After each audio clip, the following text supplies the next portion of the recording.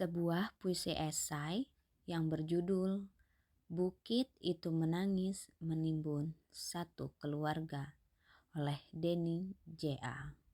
Aku adalah bukit yang sangat tua, jauh lebih tua dari riwayat semua keluarga yang pernah berteduh di bawah kakiku.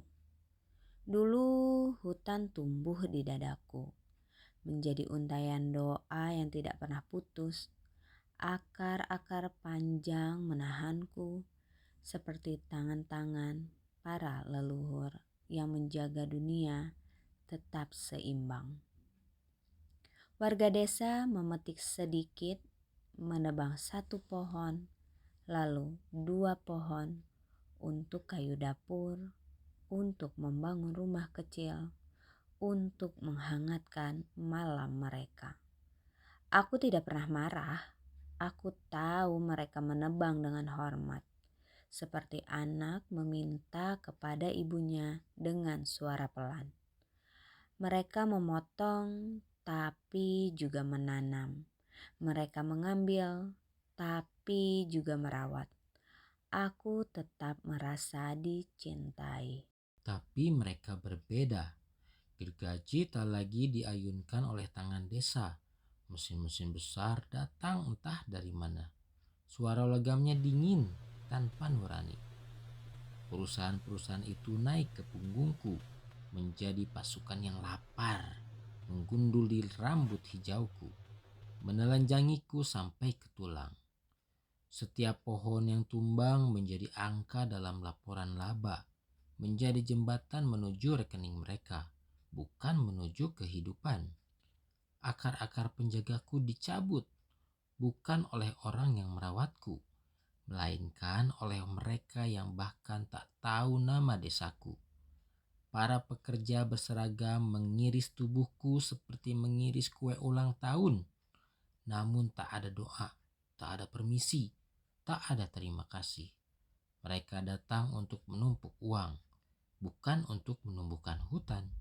Dan ketika setengah tubuhku botak dan kerontang, mereka pergi, meninggalkan aku berdiri sendirian di hadapan badai yang semakin ganas. Pada malam itu, hujan turun dengan deras yang mengguncang langit. Ia mengetuk luka-luka lamaku yang tak sempat sembuh. Tanahku bergerak pelan. Aku sudah ringkih seperti orang tua yang tak lagi pasti mana kaki yang masih kuat untuk berdiri. Aku mencari akar-akar yang dulu memelukku. Tak ada. Aku mencari pohon-pohon yang dulu menahan bahuku. Tak ada. Aku mencari suara burung yang dulu mengingatkanku pada kehidupan. Tak ada. Yang tersisa hanya ruang kosong, luka industri yang baunya membuat bumi sendiri gamang. Tubuhku pun menyerah, patah, runtuh, pecah. Bukan karena aku ingin, tapi karena aku tak lagi sanggup. Di bawah tubuhku, sebuah mobil putih kecil berhenti hanya untuk istirahat. Di dalamnya ada keluarga sedang menutup hari panjang dengan tawa kecil yang lembut. Gadis itu sempat memungut daun berbentuk hati dari pohon terakhir yang masih tersisa. Aku melihatnya. Aku merasakan kehangatan kecil itu, seperti kenangan yang hampir punah. Aku ingin melindungi mereka seperti dulu aku melindungi desa-desa kecil yang tumbuh bersama akar-akar hatiku. Tapi ketika tubuhku mulai bergeser, aku tak lagi punya penyangga. Tanah kehilangan kesabarannya. Gravitasi menarik air mataku. Dalam satu hentakan yang membuat langit tercekat, aku menutup mereka dengan rasa bersalah yang tak terucapkan. 6 nama kembali ke sunyi, dan aku, bukit tua yang dahulu ramah, menjadi kuburan tanpa sengaja. Ketika aku runtuh, kampung-kampung kecil ikut hancur. Sungai meluap membawa amarah yang lama disembunyikan. Jembatan patah karena janji yang tak pernah ditepati. Rumah-rumah terbalik menjadi hidup yang dikocok oleh tangan raksasa. Orang-orang berkata, hujan terlalu deras. Tanah tak kuat.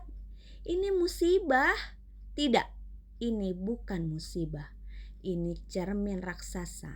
Bukan hanya hujan yang turun malam itu, tetapi kontrak-kontrak bisnis yang dulu ditandatangani tergesa, jatuh satu persatu dari langit sebagai batu dan batang mati.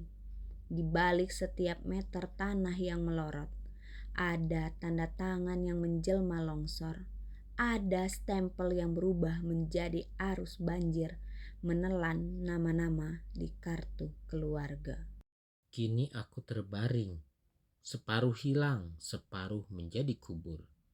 Namun yang paling hilang bukan lahanku, melainkan keyakinanku bahwa manusia masih mampu membedakan kebutuhan dari keserakahan. Warga desa menebangku dengan cinta, dengan hormat, dengan seimbang. Aku sanggup sembuh.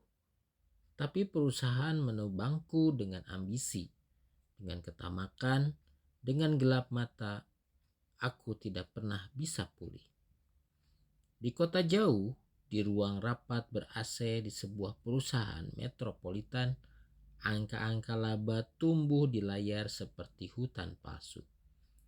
Grafik keuangan naik itu sesungguhnya peta jenazah. Tiap garis hijau adalah nisan yang disamarkan. Di dalam rekening mereka ada lumpur di antara digit. Ada nafas terakhir yang dipadatkan menjadi bonus akhir tahun. Belajarlah bahwa pohon bukan hanya kayu. Ia saudaramu sendiri, tulang dunia.